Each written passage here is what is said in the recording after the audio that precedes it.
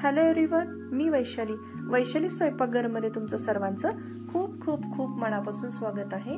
आज वैशाली स्वयंपाकघरमध्ये मी तुमच्या बरोबर भरली वांगी याची रेसिपी शेअर करणार आहे। खूप चमचमीत आणि खूप स्वादिष्ट अशी ही रेसिपी होते। सगळ्यांनी नक्की ट्राय करून बघा। चला तर मग बघूया कशी बनवायची भरली वांगी। सर्वप्रथम मी इथं एक छोटासा बाउल घेतलेला आहे, त्याच्यामध्ये मी पाणी घालून थोडंसं मीठ टाकून घेतलेलं आहे। आता मी इथे पावशर वांगी घेतलेली आहेत, त्याला स्वच्छ पाण्याने मी इथे धुवून घेतलेले आहेत आणि आता वांग्याचा जो देठ आहे त्याचा मागील भाग थोडासा आपल्याला कापून घ्यायचा आहे आणि वांग्याला 4 काप आपल्याला करायचे आहेत। 4 काप आपल्याला पूर्णपणे म्हणजे अशी फोडी करून नाही घ्यायच्यात, मधोमध त्याला 4 काप असे करायचे आहेत।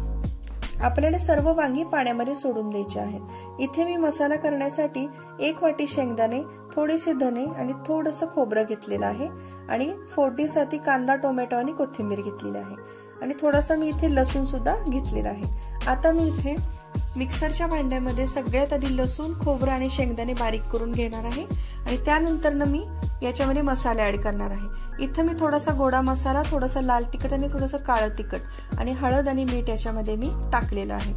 व्यवस्थित आपल्याला ते बारीक करून घ्यायचं आहे आणि याबरोबरच आपण बारीक करताना याच्यामध्ये धने सुद्धा व्यवस्थित मिक्सरमध्ये बारीक करून घ्यायचे आहेत। आपला मसाला इथे तयार झालेला आहे। मी इथे एका डिश मध्ये हा मसाला काढत आहे। त्या मसाल्यामध्ये आपण आता हिरवीगार कोथिंबीर मिक्स करायची आहे आणि व्यवस्थित त्याला मिक्स करून तो मसाला आपल्याला वांग्यामध्ये भरायचा आहे आणि सर्व वांगी आपल्याला व्यवस्थित भरून घ्यायची आहेत।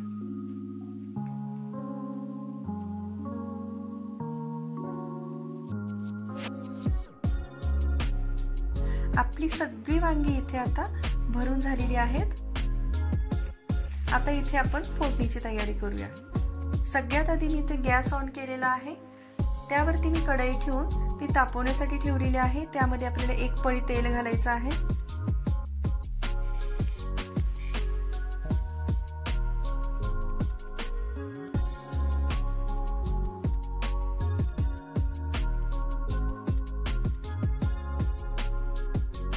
तेल चांगलं तापलं की आपल्याला त्याच्यामध्ये मोहरीची फोडणी करायची आहे।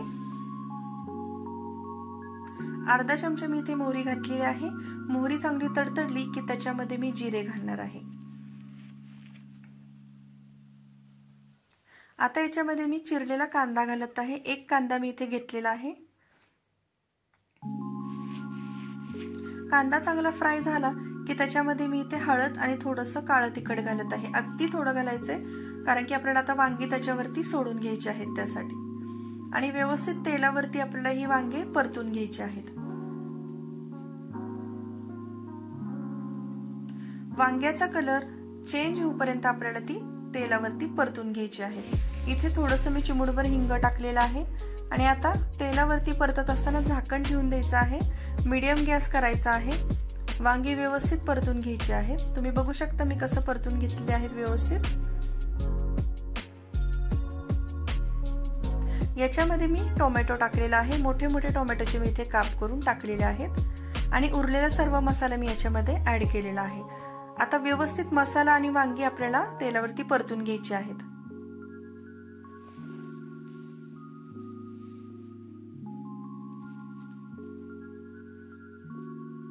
झाकण ठेवून आपल्याला वाफेवरती ही वांगे व्यवस्थित परतून घ्यायची आहेत।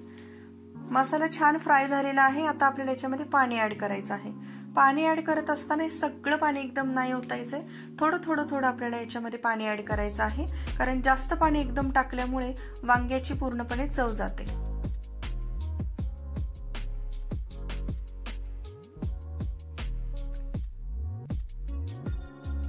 मसाला चांगला शिजवत आल्यानंतर पाणी ऍड केल्यानंतर आपली जी काही आपली ही डिश आहे भरली वांगी खूप चविष्ट होते।